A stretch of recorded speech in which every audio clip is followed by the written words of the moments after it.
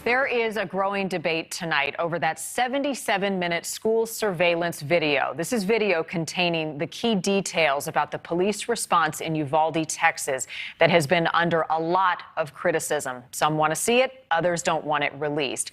It's been 48 days since one of the worst school shootings in our nation's history in Uvalde. 19 students and 2 teachers murdered in that classroom by a gunman who got inside Robb Elementary. In the days that followed, investigators revealed some details about the police response that the head of the Texas State Police went as far as calling an abject failure. We have since learned that officers could have and should have confronted the gunman the moment they got into that school. The top official said there were enough armed police officers to stop the shooter in 3 minutes. Instead, we now know they waited an hour and 14 minutes to breach the classroom.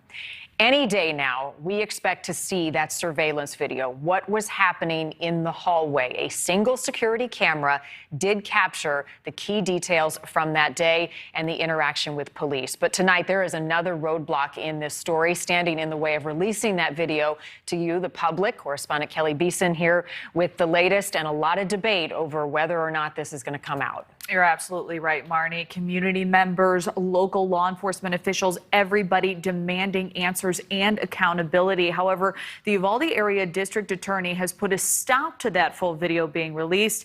We reached out to her for comment today. The latest controversy surrounding the Uvalde, Texas school shooting centers around a 77-minute video taken from the school hallway during the attack. This video would be of the hallway footage from the Robb Elementary School. It would contain no graphic images or depictions of violence. It would literally begin after the shooter enters the room and end before a breach of that room. Most have seen this short clip taken from the video that remains off limits to the public. Those who have viewed the entire recording say the full video shows the gunman dressed in all black, walking the hall, turning and opening fire as he entered room 111. At one point, a boy is seen peeking around the corner near the bathroom before police rescue him. And we'll continue to put pressure on the situation and consider all options in making sure that video gets out for the public to view. Chairman Burrows tweeted this after today's closed-door hearing where the Uvalde sheriff testified via Zoom. It is my intention to show the hallway video to the people of Uvalde, regardless of any agreement.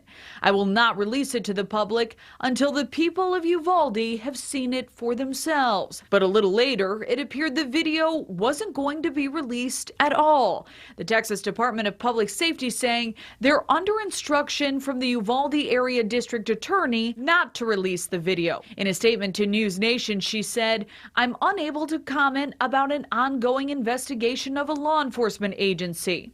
Sorry, I can't be more helpful." The panel looking for answers into the May 24th shooting, where 21 people died, has tried to be transparent since the beginning. This video a sticking point for the families and surrounding community.